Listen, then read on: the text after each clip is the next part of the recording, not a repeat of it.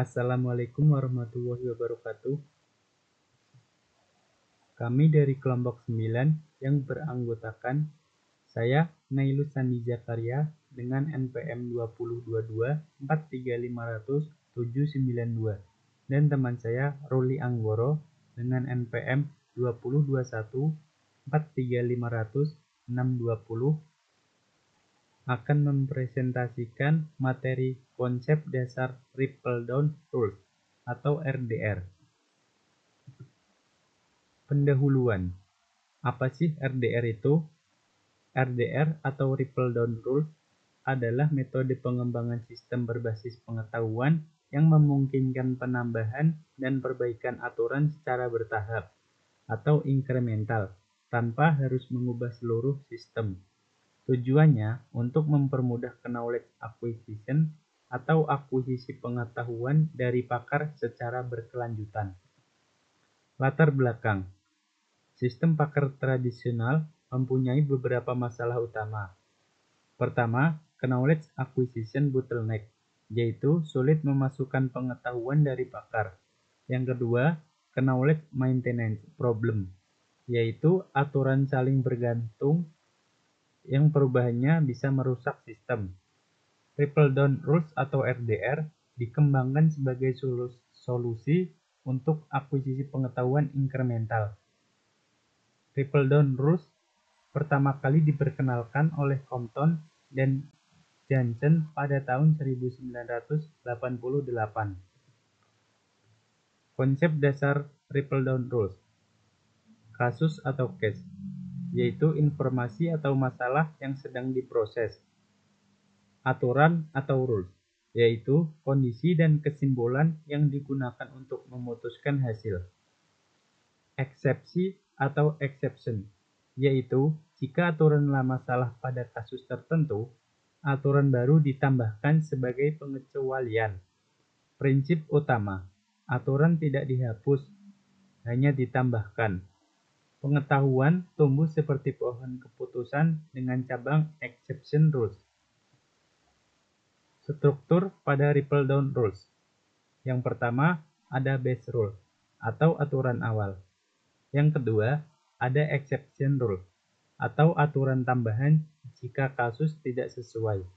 Yang ketiga, ada alternative path atau jalur solusi berbeda untuk kasus tertentu.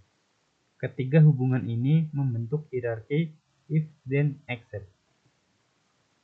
Alur kerja pada Triple Down Rules.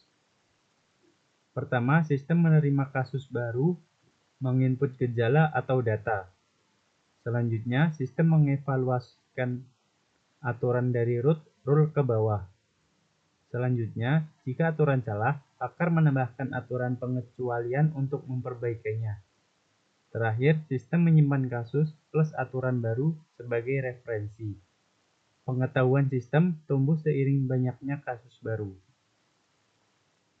Slide selanjutnya akan dibacakan oleh teman saya.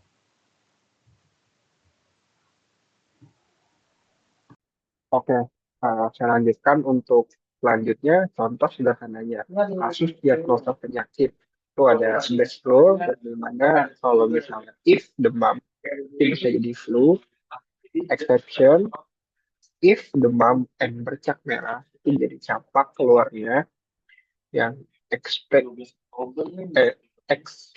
lain if demam dan sakit parut itu bisa jadi tipes.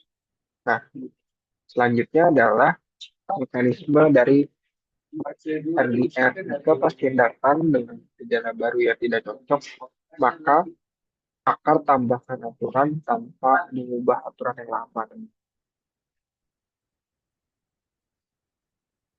Keunggulan dari RDR adalah ada 4. Yang satu, mudah dikelola. Aturannya kalau mau ditambah, nggak usah perlu perlombakan. Terus yang kedua, efisiensi akuisisi pengetahuan, yang dimana pakar bisa menambahkan aturan sambil kasus berjalan.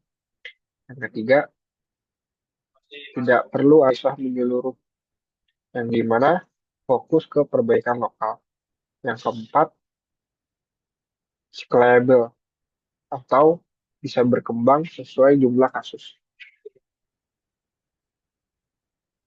Selanjutnya, kelemahan DRD.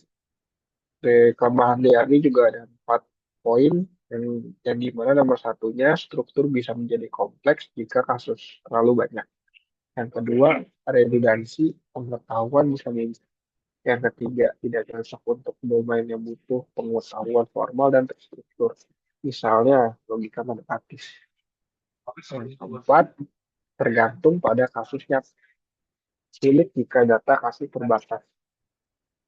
Selanjutnya, ada jenis-jenis RDR. Satu, single classification RDR atau SCRDR.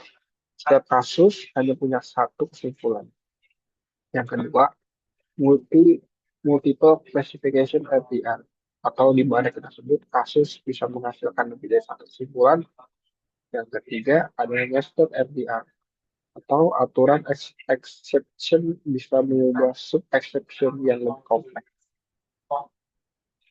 Berikut adalah aplikasi dari RDR. Satu, medis. Medis diagnosa penyakit berdasarkan gejala, IT support, troubleshooting perangkat terhadap software, customer service, rekomendasi solusi keluhan pelanggan, industri, kontrol kualitas produk, maintenance mesin, decision support system, membantu pengambilan keputusan kompleks. Simpulannya, trickle down rules adalah metode representasi pengetahuan berbasis aturan dengan mekanisme exception based. Kelebihannya adalah mudah dipelihara, fleksibel, dan juga cocok untuk pengetahuan yang terus berkembang. Kekurangannya adalah struktur bisa rumit dan redundansi tinggi. Sangat relevan untuk sistem pakar yang butuh pemeliharaan berkelanjutan. Cukup sekian dari kami. Terima kasih. Assalamualaikum warahmatullahi wabarakatuh.